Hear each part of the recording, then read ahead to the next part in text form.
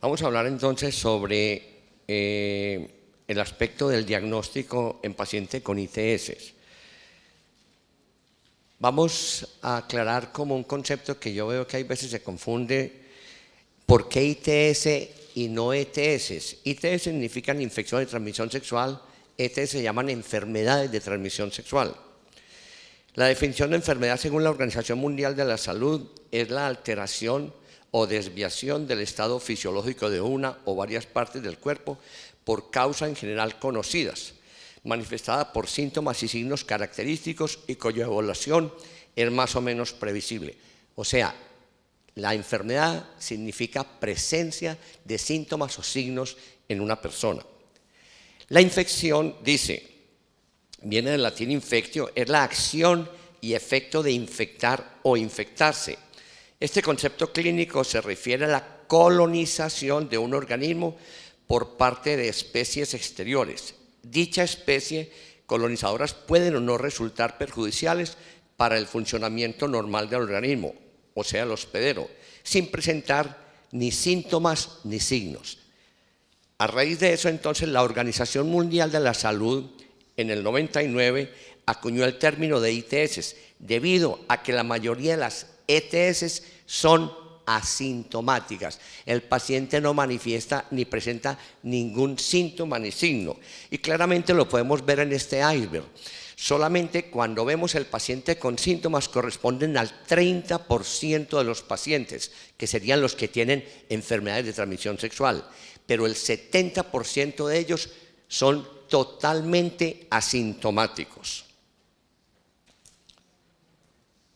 Entonces, cuando vamos a hablar del enfoque de las ITS, como en toda alteración o en toda situación puntual en medicina, para hablar de diagnóstico tenemos que conocer un poco la epidemiología, la etiología de las enfermedades, las manifestaciones clínicas, y ahí hacemos el diagnóstico. Es un conjunto de variables importantes en el paciente para poder llegar a un diagnóstico claro.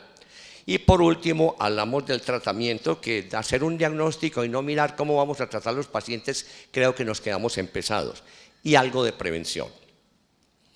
En el enfoque epidemiológico miremos más o menos cómo está la situación actual, aunque el artículo no es muy reciente, es del 2016, dice que cada día más de 1 millón de personas contraen una infección de transmisión sexual diariamente. Se estima que anualmente unos 357 millones de personas contraerán alguna de estas 4 infecciones de transmisión sexual. Las más frecuentes son clamidia, gonococo, sífilis y tricomonas. Más de 500 millones de personas son portadores del virus del VIH que causa, del virus del herpes y del VIH, que son importantes. Y más de 290 millones de mujeres están infectadas con el virus del papiloma humano. Esa es una generalidad, obviamente habrá detalles más expresos, pero este es de la Organización Mundial de la Salud. De manera que la cosa cada vez es más complicada. En la mayoría de los casos las ITS son asintomáticas, así de sencillo. Muchos de nosotros podemos tener ITS y no sabemos que las tenemos, siempre y cuando hayamos iniciado vida sexual o como yo que me voy retirando ya de ese riesgo. O solo van acompañadas de síntomas leves que no necesariamente permiten un diagnóstico. Algunas ITS como el herpes genital y la sífilis incrementan el riesgo de contraer VIH, se llama eso como amigas. Y la farmacoresistencia, esta es parte clave que vamos a mencionar, especialmente en lo relacionado con el gonococo, es un obstáculo importante que dificulta la reducción de las ITS en todo el mundo. Ahora vamos a ver cómo se está comportando ese gonococo, que es un problema grave de salud pública mundial. La primera pregunta, ¿estamos igual frente a la epidemiología? ¿Hemos mejorado o con tendencia a empeorar? ¿Cuál quieren?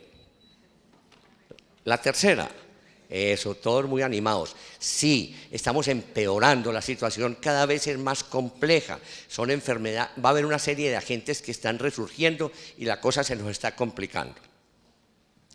Vamos a hablar un poquitico de etiología y clínica de las ITS. La clasificación clínica de las ITS y sus posibles agentes etiológicos son, primero, La secreción uretral o cervical es la manifestación clave, normalmente, donde prácticamente los agentes responsables que normalmente podemos aislar, gonococo, clamidia, tricomonas. En nuestro medio no conocemos el comportamiento del micoplasma, no conocemos el comportamiento del ureaplasma, de manera que nosotros prácticamente venimos aislando, trabajando el gonococo, la clamidia y las tricomonas. Las úlceras genitales es otra presentación de ITS, donde obviamente el herpes, el granuloma inguinal, el linfogranuloma venéreo y la sífilis son los más prevalentes. Ahora, hay otras enfermedades de transmisión sexual que no alteran los genitales y por ahí entran. Son ellas el VIH, la hepatitis B, el papilomavirus humano y la hepatitis C, especialmente en un grupo puntual de pacientes, especialmente en hombres que tienen sexo con hombres. Su forma de transmisión sexual no es muy frecuente en la comunidad general. La forma de transmisión más importante de la hepatitis C es por vía hematógena, por el uso de drogas de abuso. Y las asintomáticas, que son la parte grande del iceberg, son el 70% que no se manifiestan. La uretritis gonocócica no tiene ningún problema, se define como un gram de la secreción uretral con más de 5 polimorfos en un campo de 1000X, evaluando siquiera 3 o 4 campos donde se observan diplococos que pueden ser intra o extracelulares. Eso es una gonorrea aquí o en cualquier parte del mundo, tan claro como eso. En la uretritis no gonocócica, la definición es un gram de secreción uretral con las mismas características, pero no se observan gérmenes. Abundante reacción leucocitaria, no se observan gérmenes. Y ahí es cuando entra uno a pensar, puede ser una clamidia, puede ser un ureaplasma, puede ser un micoplasma, y además, ocasionalmente también la tricomona, que la vemos en directo, pero en el gram es muy difícil verla, tendría que tener mucha experiencia el bacteriólogo y no siempre es fácil. La uretritis no gonocócica en la etiología juega un papel supremamente importante. Clamidia corresponden en las uretritis no gonocócicas entre el 15 y el 41%. Micoplasma genitalium entre el 6 al 50%. Aquí se hace diagnóstico. Ya eso es lo nuevo que vamos a mostrar ahora. No se hacía, ya hacemos diagnóstico de micoplasma. Tricomonas en un 9.7% y ureaplasma hasta en un 26%. De manera que ya vamos a ver cómo hemos mejorado de alguna manera el diagnóstico en nuestro medio. La etiología de las ITS no infecciosa o agentes infecciosos no identificados. Esto es bien interesante. Se llama la uretritis idiopática y corresponde al 50% de las uretritis no gonocócicas, el 50%, que nos estamos quedando sin poder hacer el diagnóstico en esos pacientes y tienen un comportamiento bien interesante. Miremos, este es un artículo cualquiera donde uno saca unas prevalencias bien importantes, ustedes los ven ahí distribuidos. En las no gonocócicas, clamidia ocupa el primer puesto, micoplasma el segundo, ureaplasma, tricomona de último y adenovirus. Curiosamente nosotros hicimos un estudio retrospectivo de las mujeres que se hacían flujo vaginal y creo que eran, no me acuerdo si eran entre, por ahí unas 3.000 directos y grandes flujo vaginal que revisamos en un periodo de tiempo X, ya está publicado también, y encontramos que solamente el 0.4% de esas mujeres tenían tricomonas. En nuestro medio no es muy frecuente, pero en la etnia negra las tricomonas sí son muy frecuentes. Eso está publicado en toda la literatura. ¿Por qué vamos a señalar este micoplasma? Miren su comportamiento en pacientes con uretritis. Este micoplasma tiene un comportamiento bien interesante. En pacientes con uretritis tienen esta prevalencia. En pacientes sin uretritis, o sea, son portadores, todos estos son portadores de algún agente. Y vemos cómo tiene una P importante y aquí hay otra P importante de acuerdo a este grupo de pacientes. De manera que micoplasma, no alcancé a poner una bibliografía que vi ayer donde ya le están diciendo la piedra angular que se está despertando y es bien importante. Miremos su comportamiento también aquí. donde, no, aquí ya es con la uretritis no gonocócica.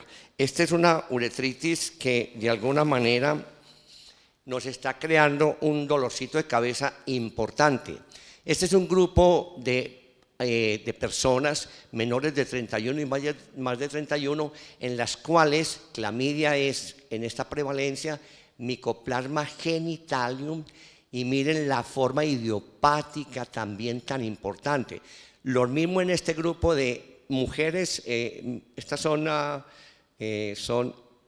mujeres con compañero sexual, male. Estos son hombres con compañero sexual. Aquí están también clamidia, micoplasma y uretritis no gonocócica idiopática. Aparece en estas que son mujeres que tienen sexo con su compañero en los últimos 3 meses. También vemos las prevalencias en clamidia, en micoplasma, idiopática, esto. Miren cómo se nos está quedando sin diagnóstico tantos pacientes con uretritis, y ahora vamos a ver qué podemos hacer. Este mismo grupo en idiopática, donde el 51% en mujeres, en hombres que tienen sexo con mujeres y hombres que tienen sexo con hombres, en ambos grupos se presenta la uretritis idiopática. Eso se va volviendo un problema importante, pero tienen uretritis, y esa uretritis se define fundamentalmente por la presencia de 5 o más polimorfos en calpos de alto poder en un gramo de secreción uretral. En los Estados Unidos, las enfermedades de transmisión sexual debidas a clamidia y gonococo continúan siendo uno de los mayores problemas de carga en salud pública. Eso está muy bien documentado. Y por eso el tamizaje de sitios extragenitales, le hace garganta y recto, es tan importante. Y ahora vamos a ver este cuadrito donde ellos pueden permanecer sin producir ninguna sintomatología. Es así como, por ejemplo, en este grupo, en faringe. En este grupo de mujeres, en la faringe, gonococo, en promedio estaba en el 2% de mujeres con estos rangos. En hombres que tienen sexo con hombres en el 4.6 y en hombres que tienen sexo con mujeres en el 2.2. Clamidia también en faringe, en las mujeres en el 1.7, en hombres que tienen sexo con hombres y en hombres que tienen sexo con mujeres en el 6.6%. En el recto, en mujeres en el 1.9, en hombres con hombres 5.9 y en hombres que tienen sexo con mujeres en el 3.4. Y clamidia, está la gonococo y clamidia 8.7, 8.9 y 7.7. Ese es un nicho donde pueden estar los agentes de transmisión sexual. El hecho de que sean de transmisión sexual no quiere decir que se ubiquen normalmente en el tracto genital. Podemos portar el gonococo, la clamidia, el micoplasma y el ureaplasma perfectamente en la garganta o en el recto. Cuando quieran les hago un tamizajito para que definan a ver cómo están. Entonces la pregunta en la etiología, ¿estamos igual? ¿Hemos mejorado o tendemos a empeorar? ¿Ustedes qué opinan? Bueno, cada uno piense, el mensaje está dado ahí, solamente les doy números y ustedes piensan. Yo creo que en la etiología hemos mejorado. Lo que pasa es que no sabemos si el diagnóstico nos permite llegar allá. O sea, cada vez encontramos, sin embargo, ese nicho de idiopática del 50% nos deja bastante preocupados. El diagnóstico, ahora sí vamos a entrar como a la parte importante.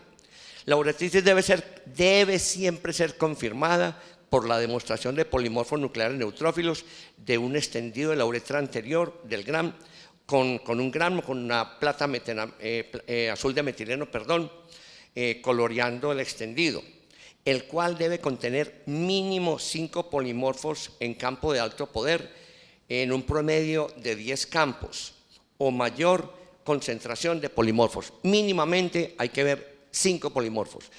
Si ve 3, mejor dicho, lo hemos establecido en el laboratorio nuestro, de 0 a 4 es normal, de 5 a 10 es reacción leucocitaria moderada, y de más de 10 una reacción leucocitaria severa, pues. Aparece lo nuevo. Ya llegamos a la biología molecular, donde entonces en los pacientes les podemos detectar con secreción uretral, cervical o contacto. Le podemos, en una sola muestra, le podemos detectar gonococo, Mycoplasma genitalium o hominis, Ureaplasma urealyticum o parvum, Trichomonas vaginales y Chlamydia trachomatis. De verdad que esta es una sola muestra y en esa muestra le podemos detectar cualquiera de estos gérmenes o varios inclusive. De manera que eso es lo que la hace rica. Es una prueba que está rápida. Prácticamente en un promedio de 5 a 6 horas ya tenemos el resultado. Es un poquito costosa como todo lo de la biología molecular, pero ya está disponible. Me atrevo a decir, hasta que alguien me diga lo contrario en un lugar donde haya gente de otras partes. Yo creo que somos el primer laboratorio de haber montado biología molecular para infecciones de transmisión sexual.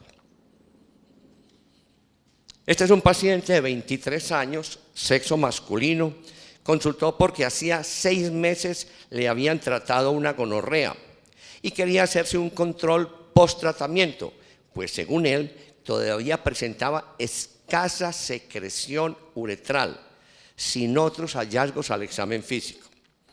Cuando lo miramos tenía una muy escasa secreción y no era muy purulenta, mucoide más que todo. Le hacemos un GRAM y encontramos abundante reacción leucocitaria, más de 10 polimorfos en campo de alto poder y no se observan gérmenes.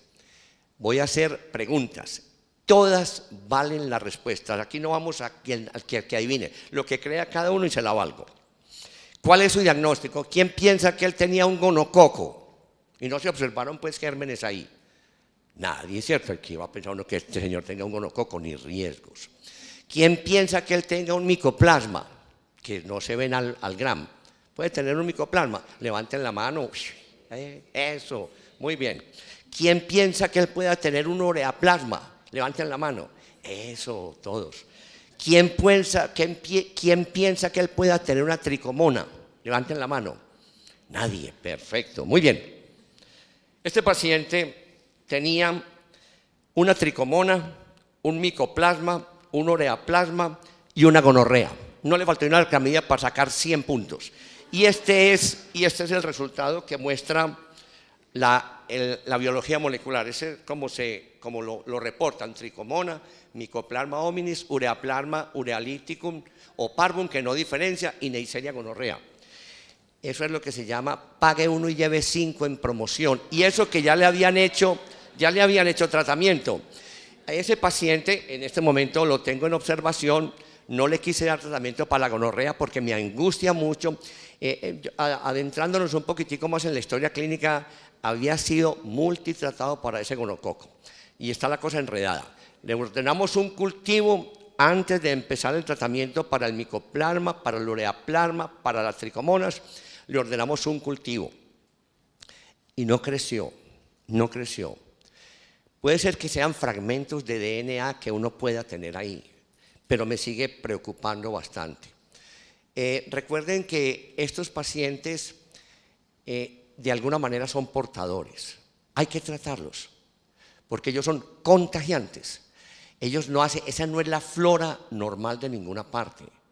Entonces, cuando uno se los encuentra, esos pacientes hay que erradicar el estado de portador, porque no pueden estar ahí. O sea, pueden estar, pero la propuesta es que si ellos son activos sexualmente, pueden infectar a otras personas. Entonces es como erradicar el meningococo. Puede estar en la garganta, pero hay que tratarlo de alguna manera para que no contagie a otras personas. O sea, es una flora normal de riesgo para quien va a estar con él.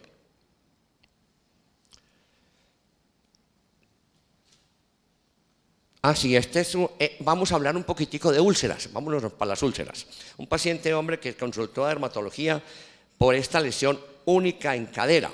Le ordenaron pruebas para sífilis. Miremos la foto. Esta es la lesión. Esta.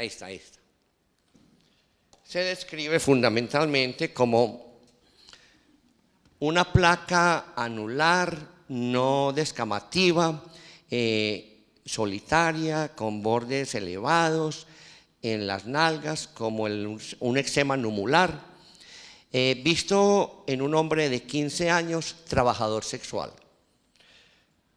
Posiblemente era una sífilis. Entonces le ordenaron, ¿ustedes cuál le ordenarían de estas? La que quieran. ¿Quién ordenaría RPR? Levanten la mano, pues. Uno.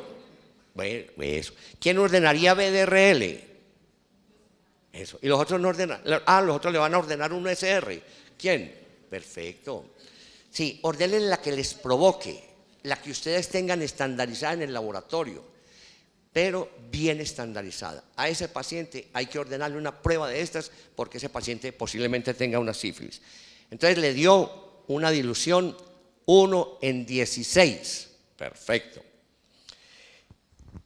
Hay que confirmarla porque esta lesión no es típica y en sífilis no hay una lesión típica excepto el chancro. Todo lo demás se puede parecer a una sífilis. A este paciente le vamos a hacer una confirmatoria. ¿Quién confirmaría con TPPA? Por favor, levanten la mano. Nadie hace TPA en Medellín. Bueno, TPHA, ¿quién haría TPHA? Perfecto, Francisco, lo felicito. ¿Quién hace FTA-ABS? Pero levanten la mano, berracos, hombre. Esa es la que hacen en todas partes, muy bien. Y hay otras, bueno, la que quieran. ¿A dónde quiero llegar? A contarles a ustedes lo siguiente.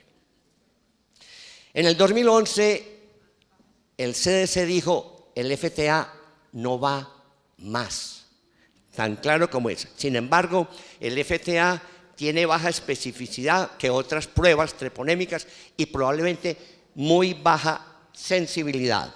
Ya empezaron a dudar del valor de esa prueba. Luego, en el 2008, las guías europeas que dijeron, el FTA no está recomendado como prueba confirmatoria estándar.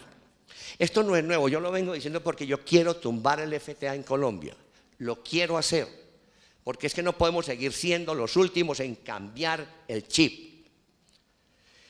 La Organización Mundial de la Salud que dijo, el FTA ha sido considerada el gold estándar, pero recientemente ha sido superada por otras pruebas que son más sensibles, técnicamente menos demandantes y tienen menos subjetividad en la lectura. OMS lo dijo en el 2013. Luego la Unión Europea en el 2014 dijo, el FTA llegó a ser obsoleto porque consume tiempo, es costoso y difícil de leer. Yo creo que aquí costoso no es, pero es difícil de leer porque es una prueba que tiene que tener 2 lecturas, como todas las pruebas de fluorescencia, y consume tiempo. El Reino Unido en sus guías del 2015 dijo, el FTA no se recomienda como prueba confirmatoria estándar. Sin embargo, puede tener un papel importante en laboratorios especializados. Aquí no hay laboratorios especializados en ITS. Aquí no se manejan grandes volúmenes de ITS. De manera que la propuesta es, por favor, no más FTA. Por lo menos logré que el Instituto Nacional de Salud lo sacara de su programa de control de calidad. Les mandé las referencias porque no es lo que yo diga, no faltaba más. Pero todo lo que decimos está basado en la evidencia. Y aquí les voy a mirar esto. Este es un articulito interesante, donde evalúan el FTA en sífilis primaria. Es el más bajito de todos, la menor sensibilidad. En secundaria, donde todas las pruebas son 100%, él llega al 92.8%. En la sífilis latente temprana, bueno, ahí les va como bien a todos. En la latente tardía, ahí está menor. En total, la sensibilidad en todo es del 90%. De manera pues que creo que hay suficiente evidencia para decir que no es la prueba estándar, porque para confirmar tenemos que tener la prueba más sensible e idealmente la más específica. Entonces llegó el PCR. Esa PCR también la hacemos nosotros. Esa PCR, para poderla hacer, el paciente sí tiene que tener lesiones. Esa PCR le raspamos una ulcerita cualquiera que tenga. Recordemos que el diagnóstico de herpes generalmente nosotros no lo hacemos, porque, bueno, lo hacemos todavía muchos con el test de SAN, una discusión con el doctor Javier Díaz, nos va más o menos bien, pero recordemos que hay cosas mejores. Esa PCR detecta treponema pallidum, herpes 1, herpes 2, Haemophilus ducreyi y clamidia trachomatis cerovaris A a la K. O sea, en una sola muestra podemos detectar 6 agentes o 5 agentes y queda el diagnóstico bien hecho. Como les digo, es un poco costosa, pero allá vamos a llegar. Ese pues, uno pues todavía haciendo campo oscuro, otros todavía haciendo FTA, otros todavía haciendo pruebas que de verdad que queremos ver es el agente. Estas pruebas son altamente sensibles y específicas porque detectan DNA del agente. Entonces, en diagnóstico estamos igual, o hemos mejorado o hemos empeorado. ¿Cómo estamos? Mejorado, berracamente bien. Lo que pasa es que no van los pacientes porque es muy costosa, pero la tenemos disponible, de verdad que nos está yendo muy bien con esa prueba. El tratamiento, el abordaje sindrómico. El abordaje sindrómico lo definió la Organización Mundial de la Salud como, de acuerdo a los síntomas y signos, darle tratamiento al paciente sin hacer ninguna prueba de laboratorio. Está aprobado por la Organización Mundial de la Salud y las guías colombianas también lo aprobaron. Me parecen muy buenas en lugares lejanos, pero si aquí mínimamente no le podemos hacer al paciente un gram, pues hombre, yo creo que estamos perdiendo el año. Esta es la guía colombiana de los abordajes sindrómicos para los diferentes síndromes. No hay ningún problema. Uretritis no gonocócica, que es como el dolor de cabeza de esto. En el primer episodio, el tratamiento de elección es doxiciclina por 7 días. Alternativa, acitromicina 500 miligramos, empezar con 500, luego 250 una vez al día por los siguientes 4 días, u ofloxacina 200 miligramos 2 veces al día o 400 miligramos diarios por 7 días. Muy bien. Ese paciente le volvió a aparecer, o sea, recurrente. En cuanto a la recurrencia, únicamente tratar al paciente, oiga pues, únicamente tratar al paciente con síntomas de uretritis o examen físico y hacerle un gram para demostrar que sí es una uretritis. El hecho de que le salga secreción puede no ser infecciosa, entonces hay que descartar, porque eso entra en las uretritis de causa desconocida. Entonces siempre hacer un gram, por favor. Estamos en Medellín, donde se le debe ofrecer esa posibilidad a ese paciente. Si el tratamiento con doxiciclina fue el de primera línea, se recomienda acitromicina 500 miligramos, luego 250 miligramos diarios por 4 días, más metronidazol, pensando en tricomonas. Si el tratamiento con acitromicina fue en primera línea y el paciente no mejoró, siempre volverle a hacer un gram a ver si ahí estamos en presencia de polimorfos nucleares neutrófilos. Lo recomendado sería moxifloxacina 400 miligramos una vez al día por 10 a 14 días, más metronidazol 400 miligramos 2 veces al día por 5 días. Esto es bien importante, esto es para los clínicos, para los médicos, para que sepan esto, pero por favor, antes de darle el tratamiento, esperen el resultado del gram para ver por lo menos la presencia de polimorfos y poder definir que sí nos estamos enfrentando a una uretritis. Lo ideal es que a este paciente le hagamos una PCR porque no está respondiendo al tratamiento. Y alternativa, doxiciclina, 100 miligramos por 7 días, más metronidazol, 400 miligramos, 2 veces al día por 5 días. Muy bien. La guía europea para el manejo de pacientes con uretritis dice: tratamiento empírico sin verificar la presencia de uretritis no está recomendado por el riesgo de que pueda convertirse en una uretritis perdurable. Va a consultar. Y hay que decirle al paciente también, muy importante, que por favor no se estripe. Ellos están muy psicoseados. Lo primero que hacen es por la mañana estriparse hasta ver si le está saliendo. De tanto estriparse le sale. Un profesor mío lo llamaba la uretritis del remordimiento. Y por estar estripándose tanto, claro, se inflama la uretra y le sale secreción. Hay que hacerle gramo. Vamos a hablar dos cositas de la resistencia al gonococo. La historia del gonococo, de su historia, habla en Estados Unidos a las sulfas desde el 40, a las penicilinas desde el 80, a las tetraciclinas desde el 80 y a las fluoroquinolonas desde el 2007.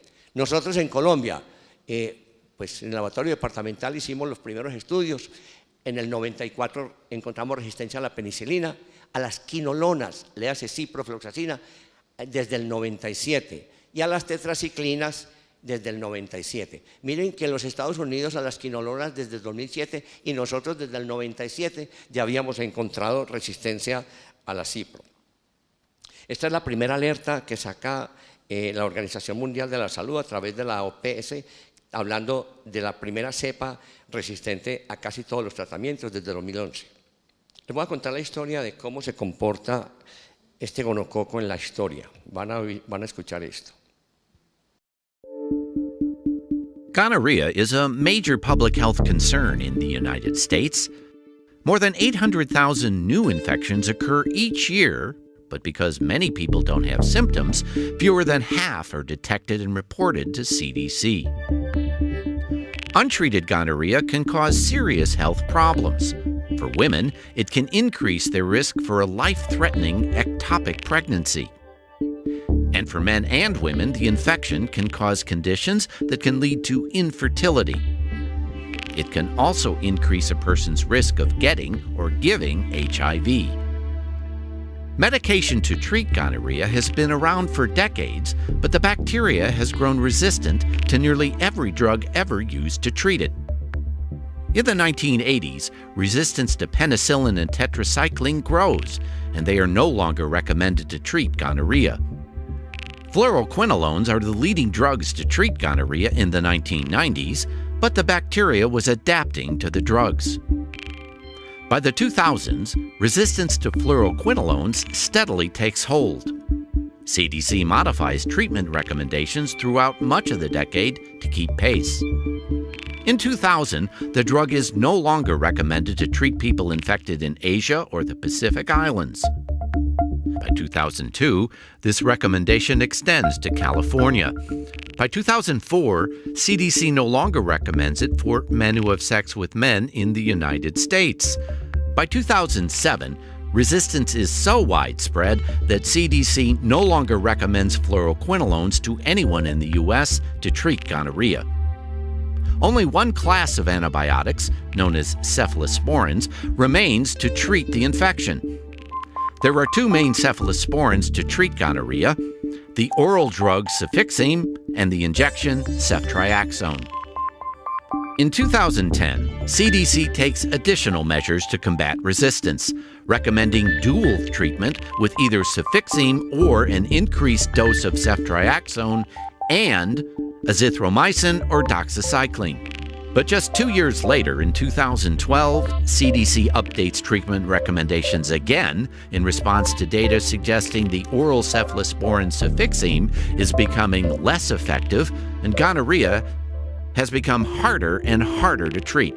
Today, we are down to one last recommended treatment option, dual treatment with an injection of ceftriaxone and an oral dose of azithromycin. Little now stands between us and untreatable gonorrhea. There are already troubling signs with the last recommended treatment. Abroad, infections resistant to ceftriaxone have been detected in several countries. And within the U.S., while not common, resistance to azithromycin has been found. The U.S. hasn't seen treatment failure when using these two drugs together, but drug resistance is rising, and the pipeline for new drugs is shrinking. Our last treatment option won't last forever. We must keep drug-resistant gonorrhea as a leading priority.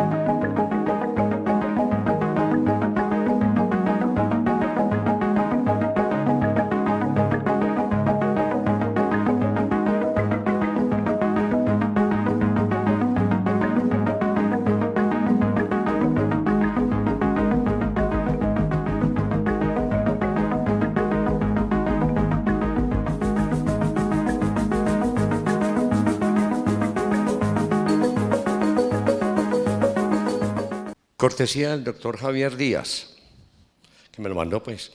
Miremos cómo está la situación frente a esto, unos daticos importantes. No era el paciente pues precisamente el doctor Díaz, sino que me mandó. Dice, de 77 países donde se hace resistencia a los antibióticos, hay una resistencia a la gonorrea y algunas veces imposible de tratar.